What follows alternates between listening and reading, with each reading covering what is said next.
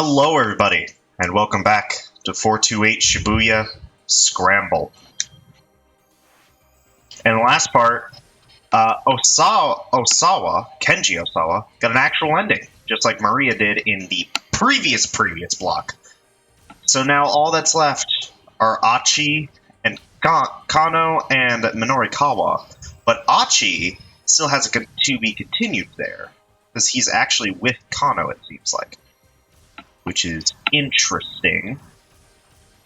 I'm very interested to see where Kano and Achi's storyline progresses, which is why I'm going to hold off and do Minorikawa.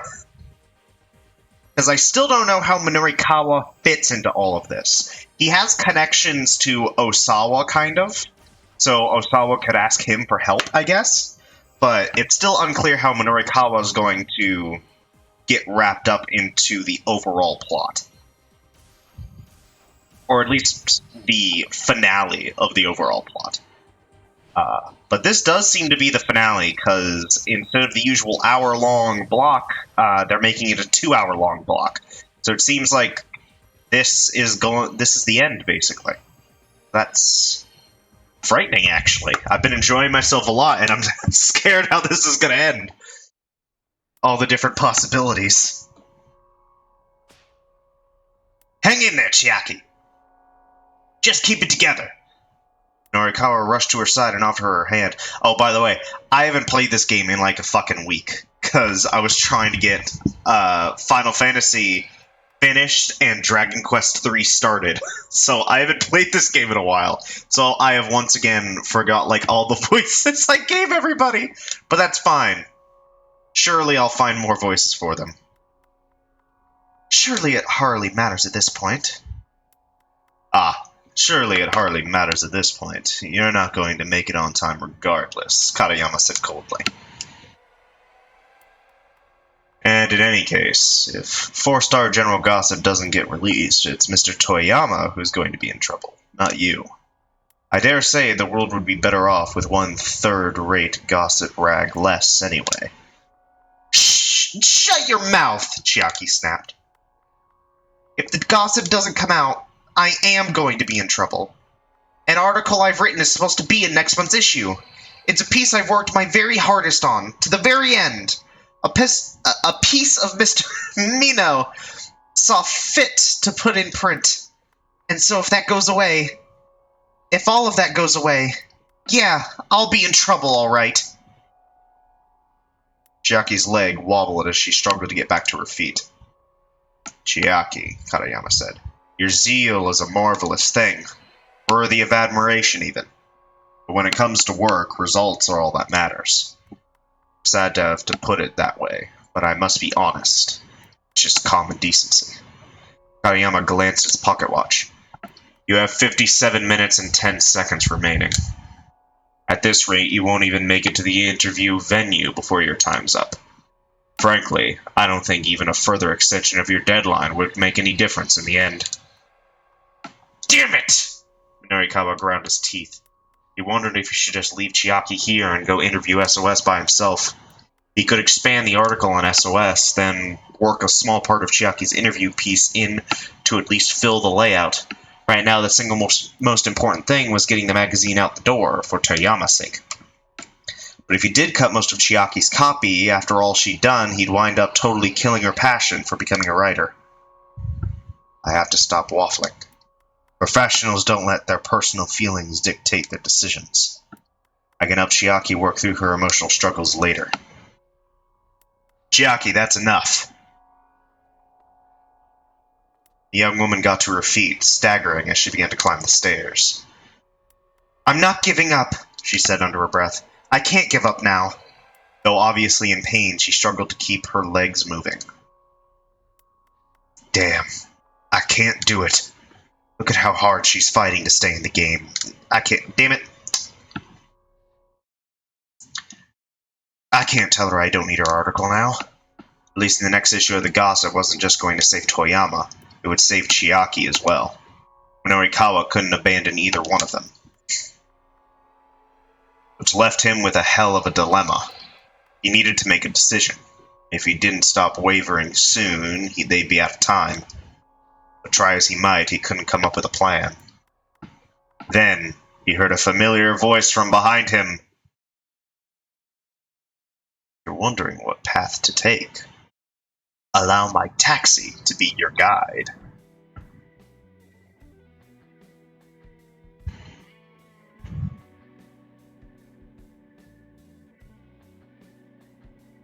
Minorikawa spun around to see Kimizuka standing there. Where to, sir? The driver asked. Despite his polite demeanor, his pride was obvious. Mr. Kimizuka, I appreciate the thought, but with this traffic... Traffic? I see nothing of the sort. Okay, sure, but... Minorikawa was well aware of Kimizuka's capabilities, but the prospect of cutting through the chaos that currently filled the streets was more than a little daunting. When you know this town as well as I do, there's nowhere you can't go. Alright. What other choice do I have? Guess I've got to trust you. This will be my last request of the day. Minorikawa pointed down the street.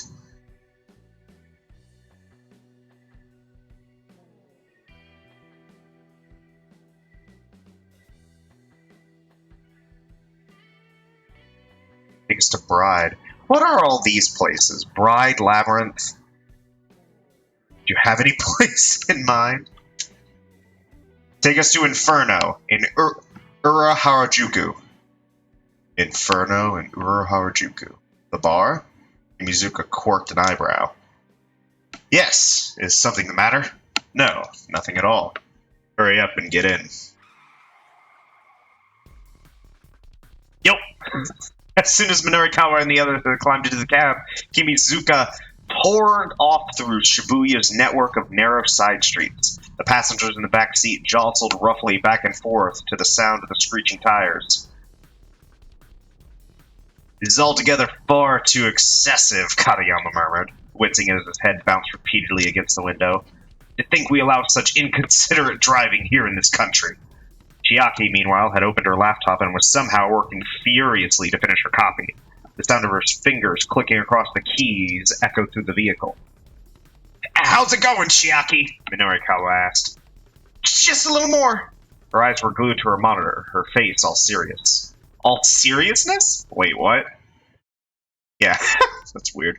Kimizuka glanced over at Minorikawa. If I may ask, sir, what business do you have at this bar? Just a little interview. I hear a local gang called SOS uses the place as their big hangout. You're interviewing SOS? Sir, I feel it might be best not to get too involved with that lot. There was something about the driver's warning that seemed a little off. Do your taxi driver connections tell you what SOS is up to? Minorikawa asked. Originally, they were something of a vigilante corps in the name of keeping the neighborhood clean and safe. But lately, I hear nothing but bad things about them. Those loan sharks had said something very similar. Minorikawa reminded himself that he'd better be on his guard. Katayama chimed in. And just how do you plan to go about interviewing a gang like this? That's nothing for you to worry about. I have a plan. Oh, and just what exactly is that plan? It's a secret. Katayama gave him a derisive grin. Clearly, he wasn't impressed. Minorikawa turned to look at Chiaki. She appeared too engrossed in her copy to even hear the conversation. I realize this is for work, Kimizuka said worriedly. But do you really need to take such risks? Yes, I do. Minorikawa thought back to that look on Toyama's face. That look when he'd finally regained his confidence. He couldn't let Heaven Publishing go under. Toyama provided the canvas on which Minorikawa shared his art with the world. Thinking about it now, Minorikawa realized he'd always been chasing Toyama's shadow. Though it was galling to admit that man had been the ideal Minorikawa strove to live up to. That was why he'd hated seeing Toyama reduced to such a pathetic state. He wanted Toyama to remain indomitable, to keep busting down any and all obstacles in his own particular way. Still, Minorikawa wasn't about to voice these feelings aloud. He felt more than a little embarrassed to be taking it all so personally. When you take on a job, you give it 100% every time.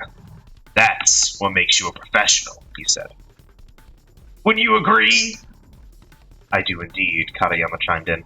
But you'll have to demonstrate that 100% in the limited time you have left, which, by the way, is 51 minutes and 30 seconds. And I will not budge in the slightest on that submission deadline. Please do keep that in mind. The man took another look at his watch. I've got half a mind to break that thing, Minorikawa told him. Breaking my watch will not stop time. Minorikawa shot him a furious glance, but Katayama's composure was unwavering. The guy was unflappable, and the only way Minorikawa was going to be able to put him in his place was to meet his damn deadline. Easier said than done, though. He'd want to use 30 of the 51 minutes he had to write his article. That only left him with 20 or so to get the material. Kimizuka suddenly slammed on the brakes, and the cab skidded to a halt. Minorikawa stared through the windshield in shock and saw a smallish, boxy minivan weaving erratically along the road. Whoa, look out! That thing's headed our way! Don't worry, sir, the driver replied. Just leave this to me. Keeping his cool, Kimizuka dexterously steered them clear of the oncoming vehicle. As the minivan sped past, an eerily cold breeze wafted over the taxi. The vehicle is being driven by members of the Wandering Angels Theater Troupe. They are on their way to return the dry ice machine they use in their performance to Endo Electronics. The machine is malfunctioning, continually spitting out white plums of carbon dioxide.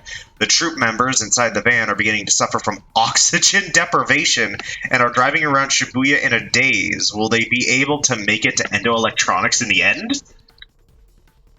The heck was that? Minorikawa asked. I'm not sure. Oh, I'm not sure, Kimizuka said. Let's hurry on our way. Nimbly manipulating the gear stick, he stomped on the gas once more.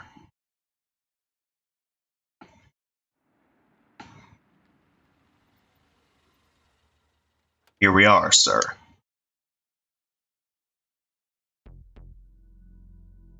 They pulled up outside of a dilapidated old pool hall. You're a lifesaver, Minorikawa clapped a hand on Kimizuka's shoulder. Just be sure to be careful, sir. Minorikawa nodded. Huh? What? Chiaki asked, looking up. What are we being careful about? Nothing, Minorikawa said. You just wait here in the car. You've still got that copy to finish up, yeah? Well, yes. Alright then. Chiaki frowned, but resumed her typing. And you wait here too, Minorikawa said to Katayama. But of course. That goes without saying. Incidentally, you have 49 minutes and 6 seconds remaining. Minorikawa did some quick mental math. With the half hour he'd already set aside, that left him 19 minutes. However dangerous SOS might be, he couldn't afford to hesitate for even a single second. Bracing himself, he stepped out of the taxi and headed for the pool hall. Whew! Minorikawa took a deep breath as he approached the grimy door. Here goes. He drew his leg back and gave the door a hearty kick. The mob of young men inside the bar turned as one at the sound of the door crashing open. Who the hell are you? Several of them started toward him belligerently. Just calm down and hear me out, he said. I've come to interview you. Interview us? What the hell for? These were hot-headed punks, all right. They seemed to be itching for a confrontation. Minorikawa felt like a punch might come flying his way at any moment. Then another voice called out from further back. Hold up, guys. It was a young man seated in the far back corner of the bar. His air of authority marked him as the gang's leader. That must be Susumu, said Minorikawa thought. When you say interview, do you mean for TV? Or like a magazine? Mind telling us who you are? The name's Minorikawa. I'm a freelance journalist. I'm doing a magazine piece about young people in Shibuya. All I'm asking is just for you guys to answer a few questions. Here's the answer to the science quiz from last time. Methane. Damn it! Methane have been tapped as a potentially new energy source to replace fossil fuels or atomic power, but there are concerns about its tendency to exacerbate the global warming process. It is extremely flammable. The methane produced by food waste has been known to cause garbage trucks to catch fire. Huh? Susumu sounded less than enthused. Just 5 minutes, Minorikawa said. What do you say? Nah, I'm not in the best of moods right now. Go on, get out of here. Right, Minorikawa thought. Going to make things difficult. But he hadn't expected these troublemakers to just up and accept an offer to appear in print. Now was when the real battle would begin. Guess I'll just have to write my piece without your help then. Susumu took the bait and shot him a look. Right about what exactly? Your little warehouse raids. Warehouse raids? Susumu raised an eyebrow. What are you talking about? Really now? You're gonna tell me you don't know your boys are dealing in stolen goods? SOS doesn't steal, man. You don't know what the hell you're talking about. Oh yeah? Why don't you ask those two over there? He spotted the two fellows he'd seen arguing earlier at the scene of the explosion. Now he pointed them out. Their faces betrayed their alarm. Susumu glared at them. Is this true? They averted their eyes and said nothing. I asked you a question. Have you been stealing stuff? After a long moment of surly hesitation, both young men nodded. You idiots! Susumu marched over to the two and without warning decked them both. How dare you sully the SOS name! As the two gang members cowered, he continued to punch them repeatedly. Okay, enough with the beatdown! Minorikawa stepped up to intervene. Let's get down to business here. I won't reveal anything about the warehouse raids. In exchange, you give me an interview. How's that? Not a bad deal, I'd say. But Susumu ignored him, continuing his pummeling of the pair. Whoa, hey! Nobody's gonna play nice with a guy who flies off the handle and beats on people, you know? What'd you just say? Well, look at yourself. You're clearly not the cream of the crop here, kid. At that, Susumu's fists finally fell still. The rowdy bar went completely silent. Say that one more time. I dare you. I'll put your ass to the ground. The gang's leader's eyes were red with rage. Minorikawa snorted, unafraid. Huh. That's the exact sort of line I expect from a total wuss who's all bark and no bite. Shut your damn mouth! Get the hell out of here! Oh, this is hilarious. SOS's top dog is such a yappy little puppy. Susumu snarled like an animal. You son of a bitch! I'm gonna beat your ass! Mr. Mino, I'm all finished! Aw, fuck, what? Ebullient? Voice resounded suddenly through the bar. Cheerful and full of energy. Just say cheerful, damn it. Just say cheerful. Originally, the term indicated a state of bubbling or boiling, as it's effectively a fancy way of describing someone as bubbly. Chiaki? Minorikawa looked and saw that both she and Kanayama had appeared in the doorway. I finished my copy. Could you please look it over for me? She thrusted out her laptop proudly. Susumu stared in bewilderment. Who the hell are you? Oh, I was under the impression you SOS folk were, being interviewed? Chiaki broke off, haltingly. Yeah, you're right about that. One by one, gang members started to close in around her. Well, it's just, you look like you're really angry is all. Oh, do we now? That's because we are pretty damn angry. Good grief, Katayama groaned. It would seem that getting your interview is quite impossible. By the way, you only have another... You shut up! Minorikawa snapped as Katayama peered at his watch. Just leave this to me. You two hurry up and get out of here. No way, Chiaki said. What? Why not? Because I want you to read my copy, Mr. Mino. She looked at him right in the eye.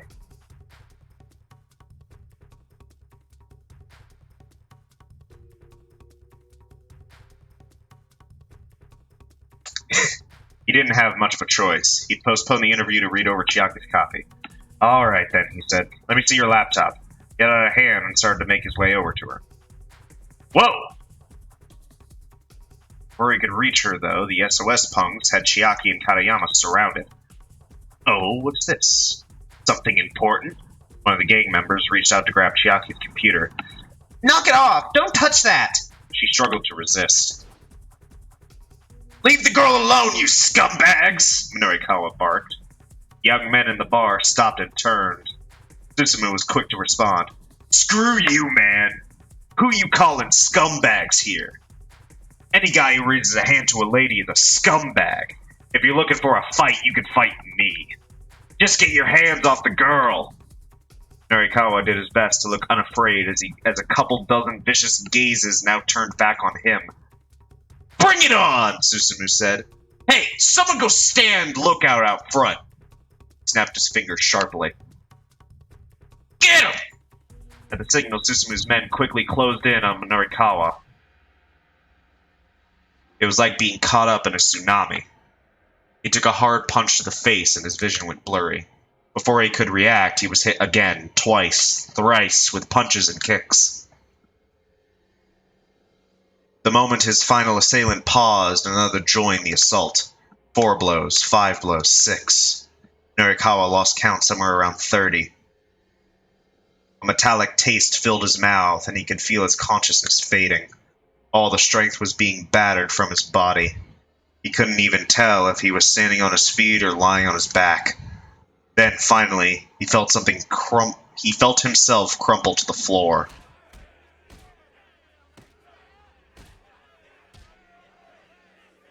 Even then, the beatings did not let up. As he writhed helplessly, the young men kicked him in the gut over and over. Stop it! He heard Chiaki shriek. You're going to kill him!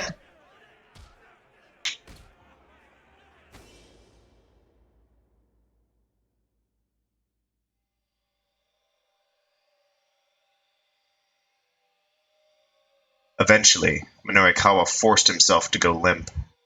Finally, the kicking stopped. Oh, crap, one of the thugs muttered, sounding panicky. Did we take this a bit too far? Mr. Mino! Jackie rushed to Minorikawa's side, sobbing. Please, she cried out, answer me! He held his breath and said nothing. Mr. Mino! Tears streaking down her cheeks, she stood there. She shook him desperately. Don't worry, he gasped out at last, holding up a hand to stave her off. She let out a yelp of surprise, staring at his battered face. He could feel blood trickling from the corner of his mouth. He turned his grisly visage on the gang members as he painfully rose to his feet.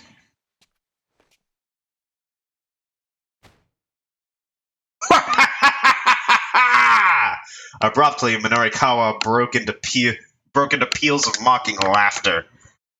Mr. Mino? Chucky stared at him aghast. He only laughed the harder. Seems like he took too many blows to the head. Poor thing. Katayama averted his eyes, unable to watch.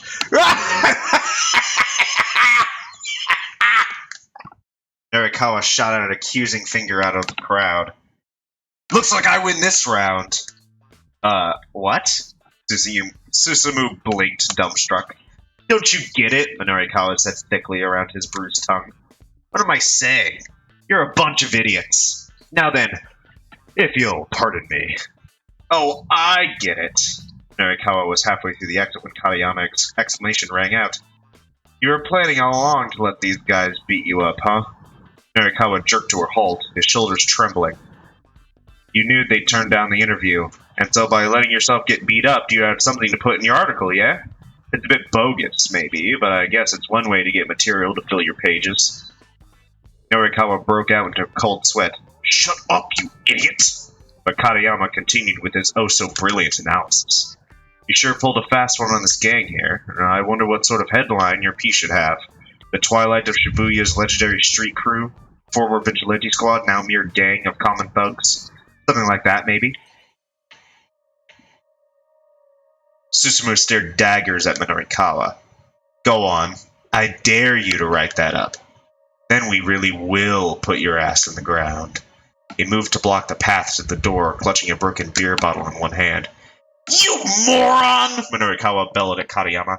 I was this close to pulling it off! Ah, well, that's a shame, isn't it? Katayama replied. Minorikawa rolled his eyes. Gee, you think? Susumu slowly advanced on them, beer bottle at the ready. Incidentally, Katayama, Katayama said. You have 40 minutes and 7 seconds left. Good luck. Minorikawa hung his head. Is everything futile at this point? Hopeless, pointless, ineffectual! Not to be confused with feudal. What? Which refers to the socio-political system of the Middle Ages involving lords and vassals and fiefdoms. How do you get that confused? Alright, cool your jets. I'd say that's quite enough.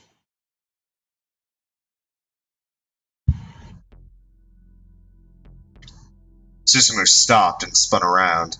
Kimizuka had entered the bar. The taxi driver stared out sternly from behind his sunglasses. All the young men in the bar fell silent. Minorikawa and his companions exchanged glances. Oh man, you? Susumu's face twisted up in awkward embarrassment. Kimizuka's tone was light and playful, but intimidating nevertheless. Whoa, hey now. That's no way to address your teacher. Teacher? Minorikawa blurted in disbelief. Kimizuka nodded. Yeah, till last year I used to be a teacher. But I got into a bit of a dispute with my school, so I moved on.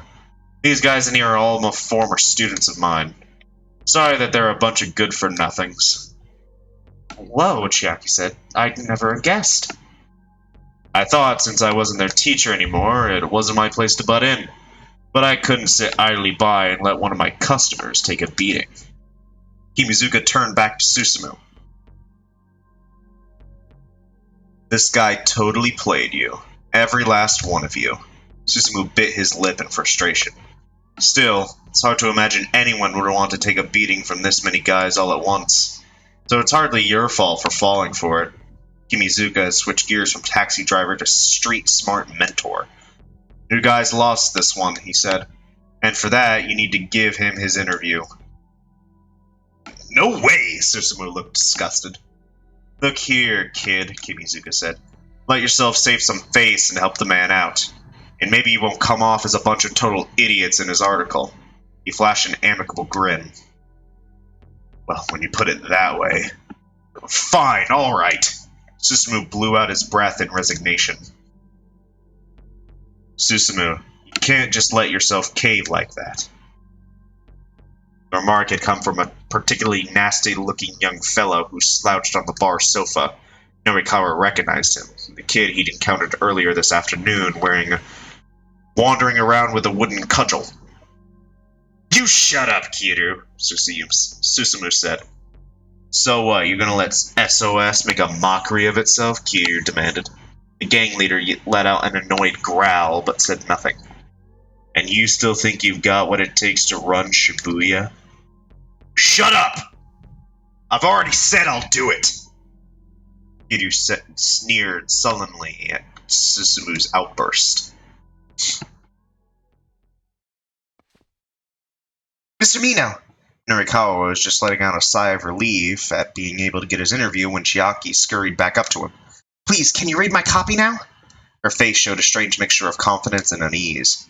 All right, he said resignedly. Let me see it. The proofing deadline was drawing steadily nearer. Still, if the piece wasn't good enough, he'd have to make her rewrite it again. He wasn't going to compromise on quality.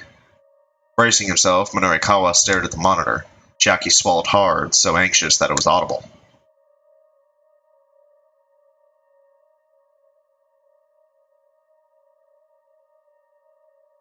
It's so cute. Minorikawa gave the piece a fast once-over, then read it again more closely. When he was done, he closed his eyes, considering. Chiaki held her breath, waiting for his response. It's great. It's okay. She looked back at him blankly for a long moment. Really? It's really okay. Is it really, really okay? It really is really okay. Minorikawa watched in surprise as she broke down in tears. Oh, thank you so much!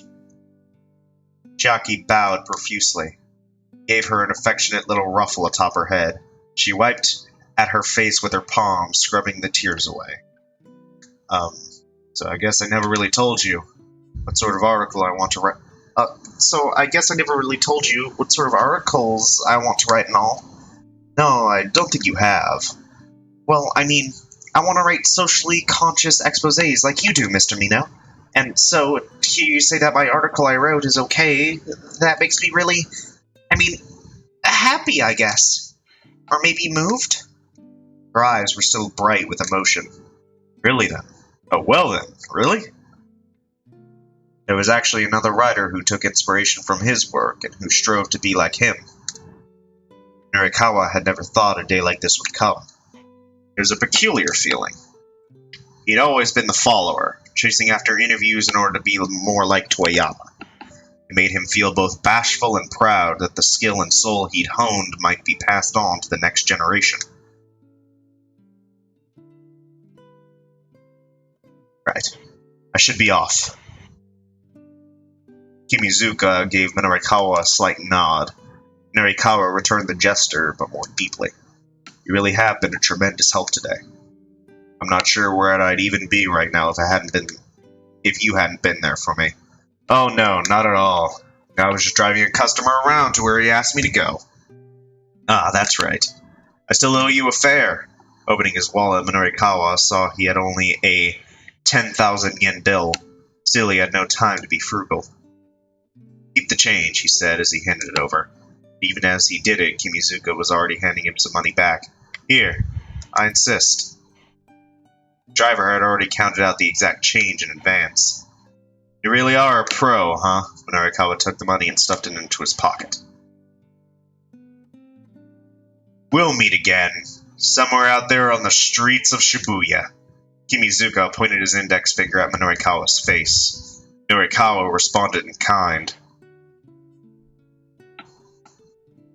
After that, the interview with SOS went off without a hitch. Now that the tension was diffused, they were just a bunch of ordinary young guys. The juxtaposition of their appearance and their behavior would make for an interesting art piece.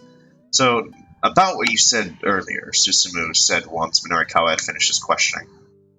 About how I'm not the cream of the crop? Oh yeah, that. I just said it to get you worked up. Don't worry about it. Well, let me just ask you what you really think then. How do you think I could be a better leader? I don't know. Not really the sort of guy who wants to stand at the top, you know. But I guess I can tell you two things that'll make things go more smoothly with you and your buddies. Susumu leaned in, listening intently. Forgiveness. And also trust. Minorikawa chewed over his own words. The events of the day replayed in the back of his mind. He'd forgiven Toyama for his fake suicide, and trusted that he'd regained his reporter's edge. He'd forgiven Chiaki for her bungled interviews, and trusted that she'd grow as a journalist. In the end, that's what it was that had helped him through. Forgiveness, followed by trust. Susumu grumbled softly. Forgiveness and trust, huh? Doesn't sound so easy. People gravitate towards somebody who can handle things when they get tough. With that, Minorikawa got to his feet. Now, we've got all the articles we need covered. Chiaki rushed over to his side. Well, I guess we still need Mr. Toyama's piece. I just got off the phone with my office, Katayama said casually. It seems they've already received the data from him. Whoa, what? Guess he really can get the job done when he applies himself. Minorikawa felt an inner urge of pride. Now then. He indicated Katayama. How much time do we have left? 30 minutes remaining, Katayama replied, eyeing his watch. 30 minutes, huh? Looks like we might make it after all. Chiaki, laptop! Right! With a beaming grin, Chiaki held out her computer. Minorikawa got ready to start typing. Then a young man barged into a bar. It's Achiendo! He's come to ask the members of SOS to help with the planned operation down at the Scramble. The newcomer hurried over to where Susumu was sitting and promptly prostrated himself on the floor. Whatever this was about, it looked like a big deal. Who was this kid? The gang's feelings looked decidedly mixed. I need people to bring a guy down. I'm here to ask for your help. I know I have no right to ask you this, but please, I really need your help. As Minorikawa listened to the young man's conversation with Susumu, he could feel his blood start pumping. It sounded like they were talking about the terrorist plot in which Shibuya had become embroiled. Hey, Chiaki, he said quietly. Did you hear that just now? I did. I'm not sure I follow all of it, but it definitely has the whiff of a major scoop. Minorikawa shot her a daring grin. So what's the play here, Chiaki? We interview him, of course. But we only have 30 minutes left, right? So we take 10 minutes for our conversation, and use the remaining 20 to write up the piece. I'll help you out. You learned good, kiddo. Minorikawa ruffled Chiaki's hair again. They both blushed profusely, gripped by a surge of excitement. Why are you doing this? I can't make any sense of it whatsoever. Katayama stood peeringly at them skeptically. If you write out the piece you just did your interview for, you'll make your deadline. Why go out of your way to trouble yourself further? It's no trouble, Minorikawa said. I'm just doing what a professional does. That's all. Katayama let out a solemn sigh. Good grief.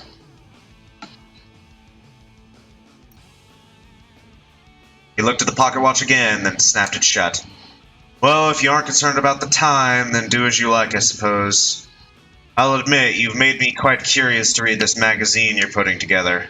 Minorikawa and Chiaki rolled their eyes as they turned away.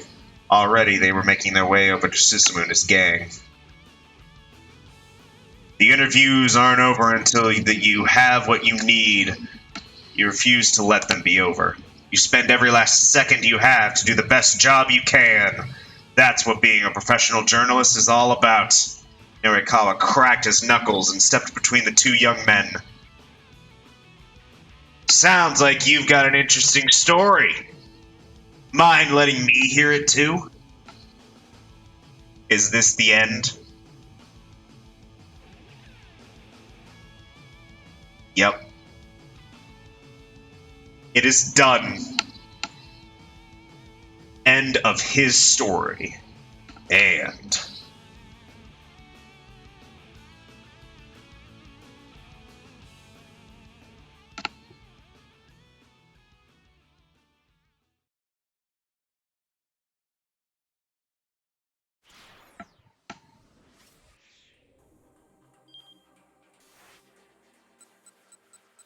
his tale only lasted 30 minutes. I am not going to switch over to Kano. I think I'm going to end it with Minorikawa, but I am going to see what his other choices do, because there are a bunch of bad endings that I'm missing that are in just this final block.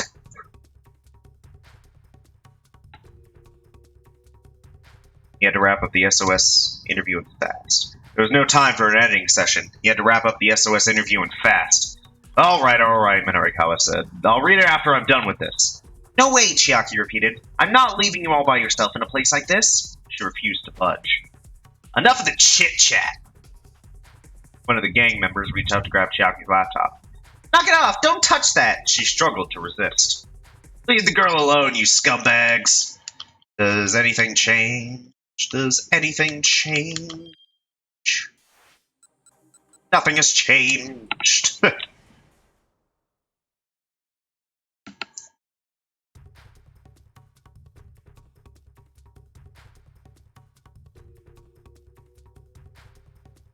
He understood how she felt, but this place was too dangerous. It was time to get Chiaki and Katayama out of here.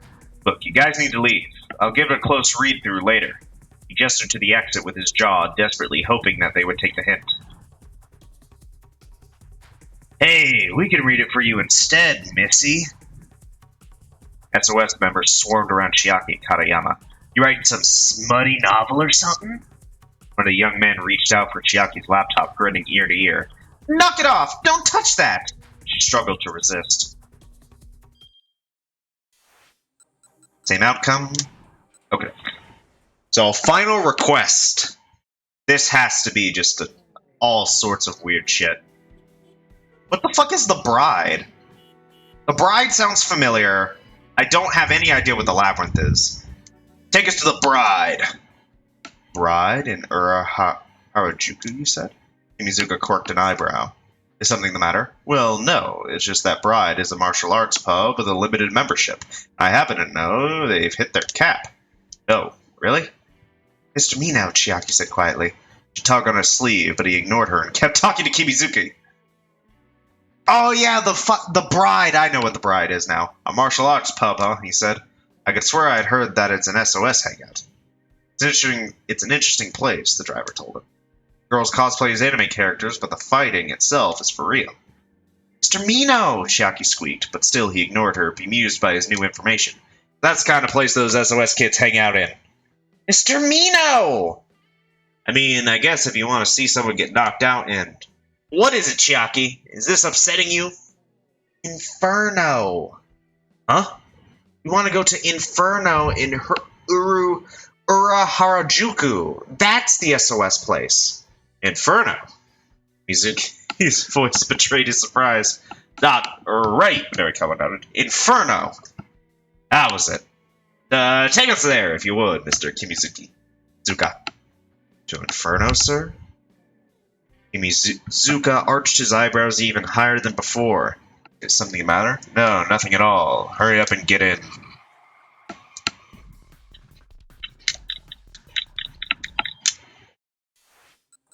Same situation. I'm hoping there's at least one bad ending here, or else this is going to be a really, really short video. Take us to the labyrinth in Ura Harajuku. A complex series of passageways designed to be difficult or confusing to navigate. A maze. It will indeed be quite easy to get lost or disoriented in the place where Minorikawa is going, and where you're going too. But any maze can be solved with enough effort. All you need is perseverance and wit, though taking frequent notes wouldn't hurt either. Best of luck!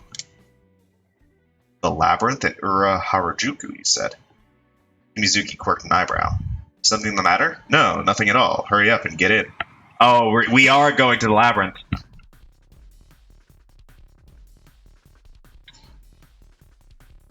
Jostle back and forth.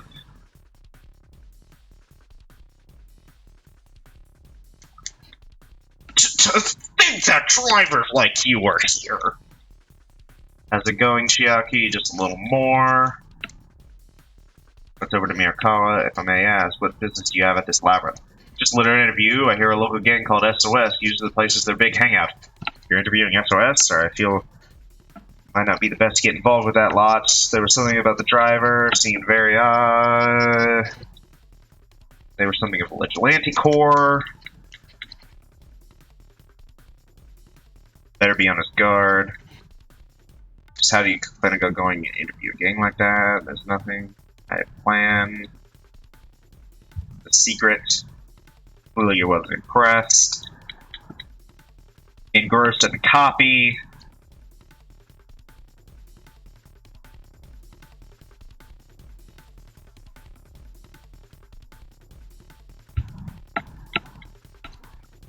He was chasing Toyama's shadow.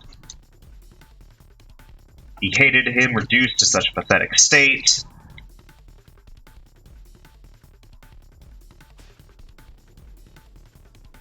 Yes, by the way, you want the time, sir? I will not budge on it. Please do keep that in mind. Breaking my watch will not stop time. Unflappable. Easier said than done, though. Only have 20 minutes to get the material.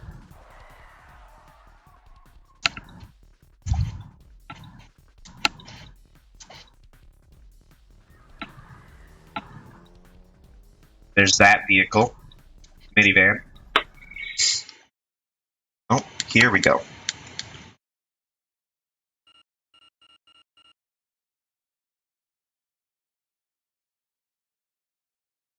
Wait, what? Okay, yeah.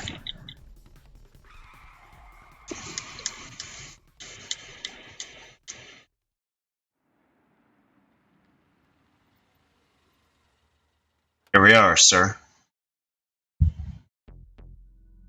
What?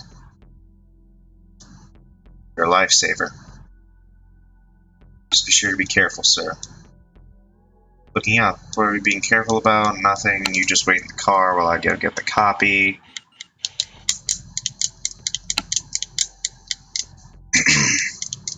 You have 49 minutes.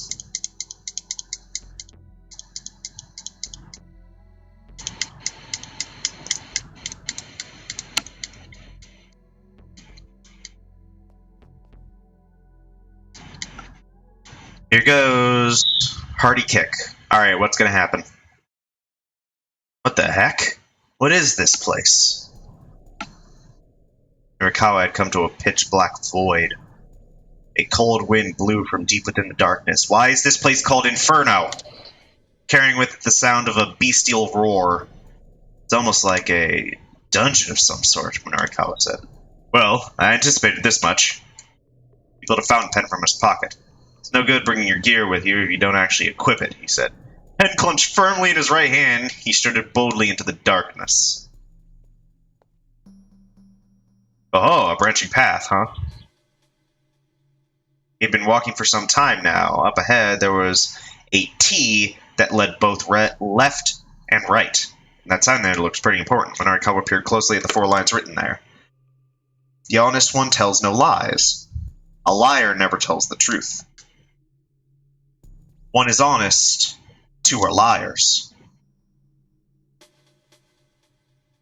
See if you can find what's true. Aha, seeking the truth, huh? That's something I can get fired up about. Minorikawa decided to go to the left.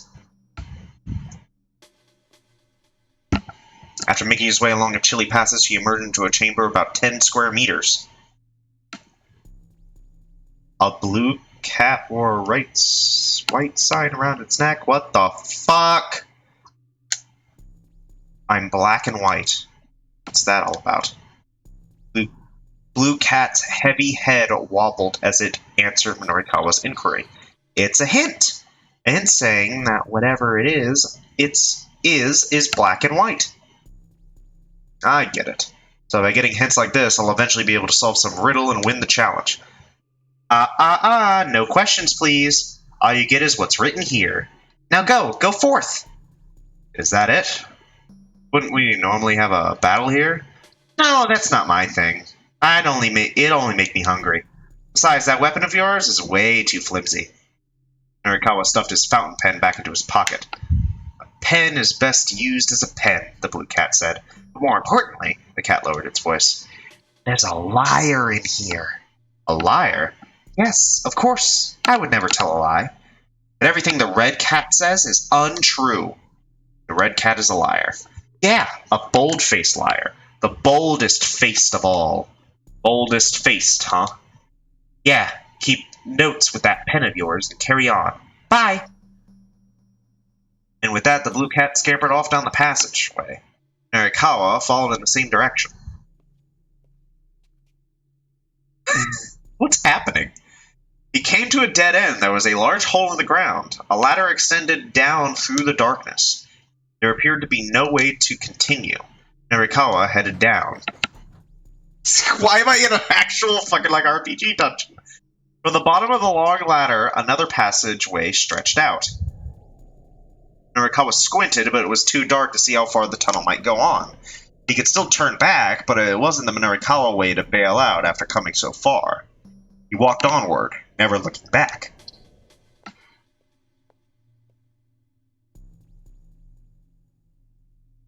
After a while, he reached another T, a choice of left and right again. Minorikawa went to the left. Meow! This time, it was the green cat that awaited him in the room at the end of the tunnel. As before, it wore a sign around its neck. Minorikawa read the message. I'm sweet. So it's edible, then. He jotted down the words on the palm of his hand. You got that? Yeah, you got that. Later, then. But as the cat started to leave, Minorikawa called out. Oh, wait, hold on. The cat stopped. What is it? Blue cat told me something earlier. It said the red cat is a liar. Oh, yeah? Is that true? Everything the blue cat says is a lie. You mustn't believe it. The only one who speaks the truth is me, the green cat. Remember that, okay?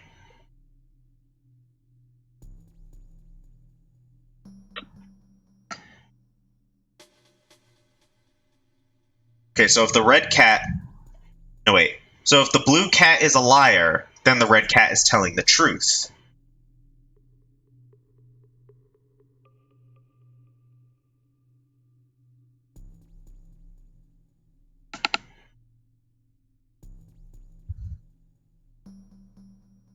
But then the green cat says the only one who speaks the truth is me. So the green cat is definitely a liar. So it's not sweet.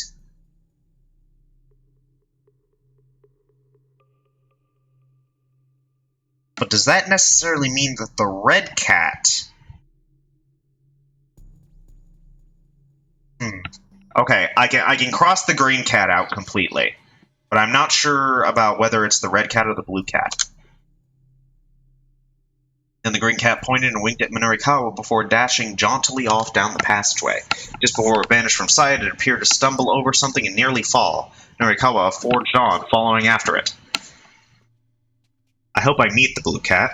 He stumbled. There was a large hole in the ground, extending through the darkness. Appeared to be no other way to continue, practically begging him to climb down it. On the bottom of the long ladder, another passageway stretched out. It was too dark to see how far the tunnel might go on. He then started to think it might be a good idea to turn back, but he couldn't bear to give up now. He walked onward, never looking back.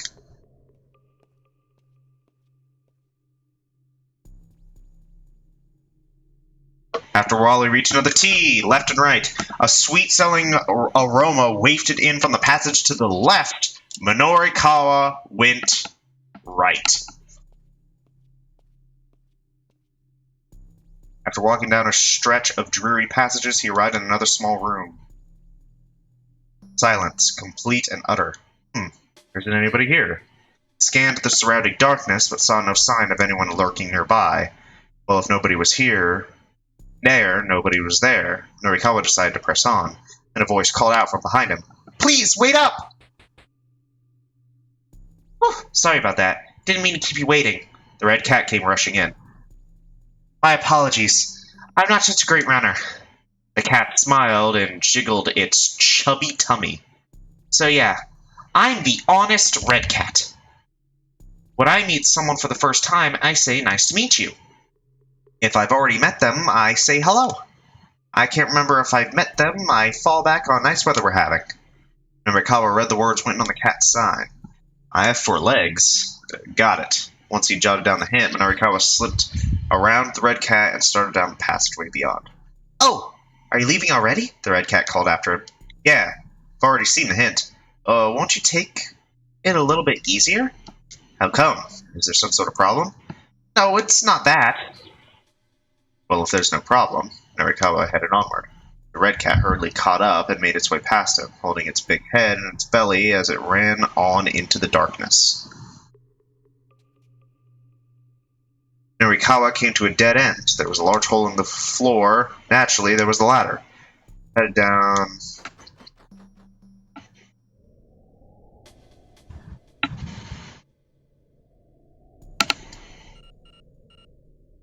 Wait, what? What? Ah, fuck, I didn't... Okay, hang on. I think I want to trust the red cat. No, not the red cat. I think I want to trust the blue cat. I think the green cat... Okay, the green cat was just like, he's a liar, I'm the only one who tells the truth. It has to be the blue cat. It has to be the blue cat. Yeah. At the bottom of the absurdly long ladder, as expected, another long and narrow passageway. No longer harboring any thought of turning back, Minorikawa pressed onward. Ooh. After some distance, he arrived at a 4-way intersection. A breeze was blowing from the passageway to the right. Minorikawa went straight ahead. You're back again. What? He'd arrived at yet another room, and the red cat stood there, panting heavily. Minorikawa read the words written on its sign. I live in Africa. Huh. No need to worry, the red cat. Only ever tells the truth. Seem to be in pretty bad shape there. The cat broke out in a little coughing fit. Well, anyway, Minorikawa said, guess I'd better move along. But as he began to hurry down the passageway, the red cat hurried to bar his path. Well, what is it? Oh, nothing in particular. Could you please get out of my way, then? How come? Oh, because I need to keep going. Where are you going? Onward from here. Oh, I see. The red cat frowned and clicked its tongue. Did you just click your tongue at me? Of course not. The red cat turned and hurried away, coughing intermittently and shooting resentful looks over its shoulder as it went. Minorikawa followed in the same direction. What the fuck is going on? There was yet another hole in the floor. Sick of having to deal with ladders, Minorikawa just jumped straight down. He landed with an elegant flourish like a gymnast finishing a routine. He had to have fallen a few dozen meters. Fuck. After some distance, he arrived at a four-way intersection. Minorikawa could hear feline mewling coming from the passageways to the left and right. He went straight ahead. For a while, the path was similar to those before, then suddenly his field of vision opened up. What the heck? Where am I? He was in a wide open field full of yellow flowers blooming. Across the way was an old manor. Someone actually live in a place like this? No, this was preposterous. This place was buried deep in the depths of the earth. Was he hallucinating? No. The sight before him was unmistakably real. It was far too intangible to be some dream or illusion. Should I keep going? Silly question. Going on is my only option. Minorikawa felt drawn to the manor and started walking toward it. What the fuck is happening?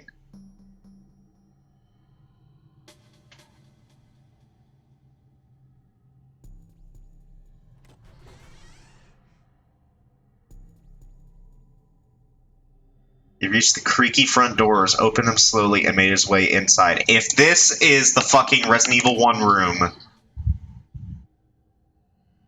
I'm ending. I'm just ending the game. Hello? I guess nobody's home. What's that? Hold on. Wait, what's going on? Huh? Who are you? Who are you? I'm Minorikawa. Hey, stop it! Stay back! Don't come any closer! Hey!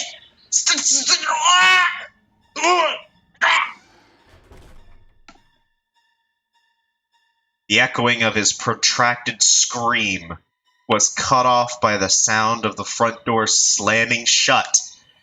After that, nobody saw Minorikawa ever again! What the fuck is happening?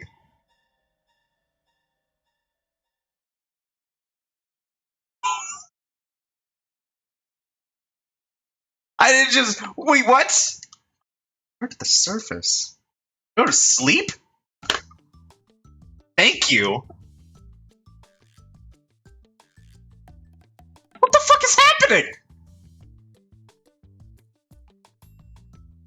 Bad end. Okay. Game over. Oh, it's just a game over. There was no hint. It was just a game over. What the fuck?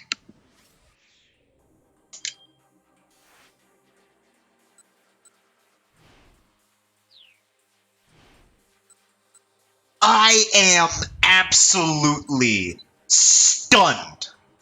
What the fuck just happened? That's its own thing. That's its own fucking thing. I'll do that some other time.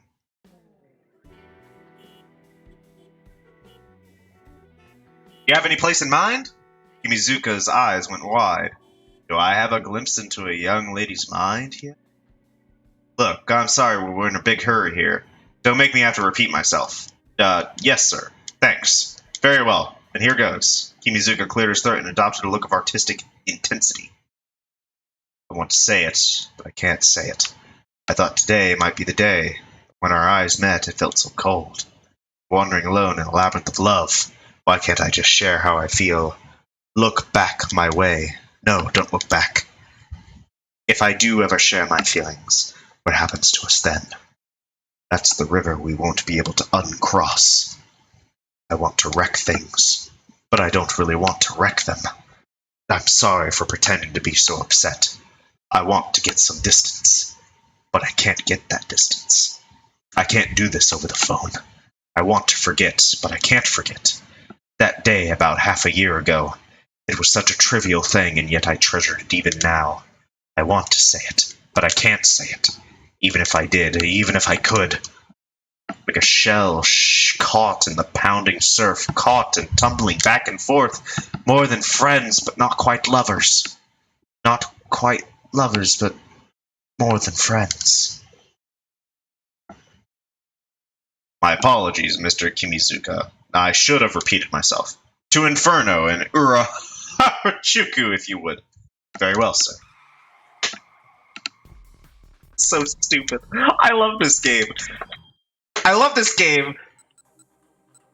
Are we just going to ignore the labyrinth? Surely you just.